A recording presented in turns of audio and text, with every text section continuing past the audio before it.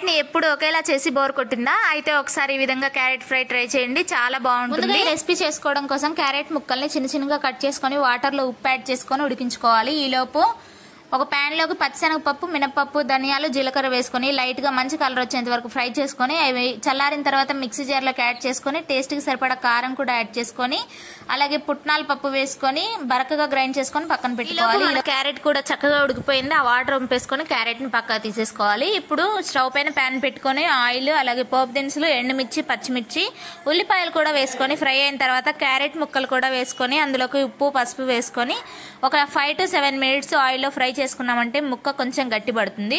ఇప్పుడు అందులోకి మనం ముందుగా గ్రైండ్ చేసుకున్న పొడి కూడా వేసుకొని లాస్ట్ లో కొంచెం కొత్తిమీర కూడా యాడ్ చేసుకున్నామంటే మన క్యారెట్ ఫ్రై రెడీ. ఇప్పుడు ఒకేలాగా చేసేవాళ్ళు ఒకసారి ఈ విధంగా ట్రై చేయండి, చాలా టేస్టీగా ఉంటుంది. అలాగే వీడియో నచ్చితే లైక్ చేయండి. ఇలాంటి మంచి మంచి వీడియోస్ కోసం సబ్స్క్రైబ్ చేసుకోండి. Bye bye.